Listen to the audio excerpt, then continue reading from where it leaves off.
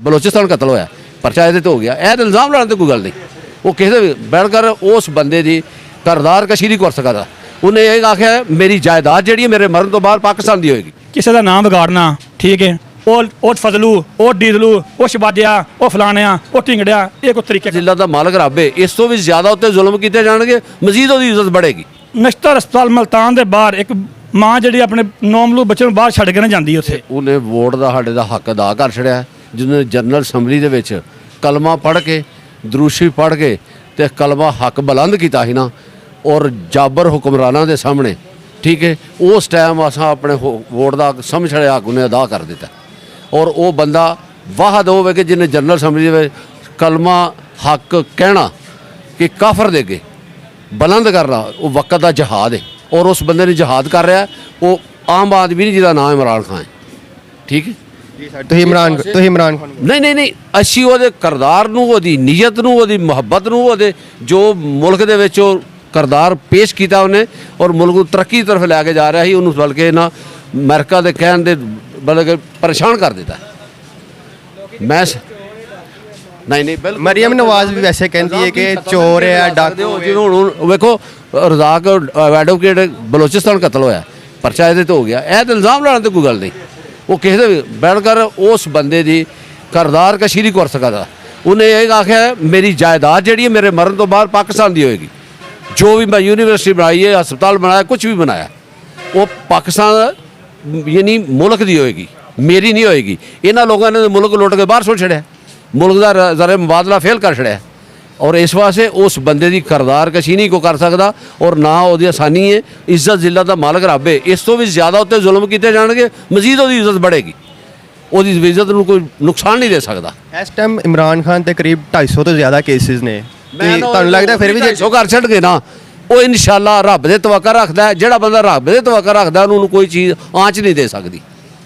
ਬਸ ਅਸੀਂ ਜ਼ਿਆਦਾ ਬਹਿਸ ਨਹੀਂ ਕਰਦੇ।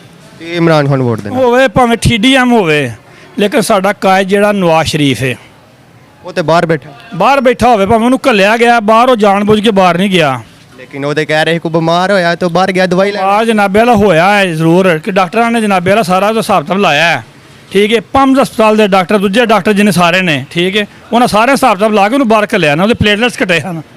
ਹਾਂਜੀ, ਲੇਕਿਨ ਪਾਕਿਸਤਾਨ 'ਚ ਵੀ ਇਲਾਜ ਹੋ ਸਕਦਾ ਬਿਲਕੁਲ ਸੇਮ। ਪਾਕਿਸਤਾਨ 'ਚ ਉਹਦਾ ਇਲਾਜ ਨਹੀਂ ਨਾ ਹੈ ਜਨਾਬੇ ਵਾਲਾ। ਮੈਂ ਗੱਲ ਕਰਾਂਗਾ ਬਹੁਤੀ ਨਹੀਂ ਕਰਾਂਗਾ ਅਖਲਾਕਿਆਤ ਦੇ ਬਾਰੇ 'ਚ ਤੇ ਮਾਸ਼ੀਆਤ ਦੇ ਬਾਰੇ 'ਚ, ਸਮਝੋ ਕਿ ਨਹੀਂ ਜਨਾਬੇ ਅੱਲਾ। ਅਖਲਾਕਿਆਤ ਦੇ ਬਾਰੇ 'ਚ ਆ ਕੇ ਕਿਸੇ ਦਾ ਨਾਮ ਵਿਗਾੜਨਾ, ਠੀਕ ਹੈ, ਉਹ ਫਜ਼ਲੂ, ਉਹ ਡੀਜ਼ਲੂ, ਉਹ ਸ਼ਬਾਜਿਆ, ਉਹ ਫਲਾਣਿਆ, ਉਹ ਢਿੰਗੜਿਆ, ਇਹ ਕੋਈ ਤਰੀਕੇ ਕਾਰ ਨਹੀਂ, ਸਮਝੋ ਕਿ ਨਹੀਂ।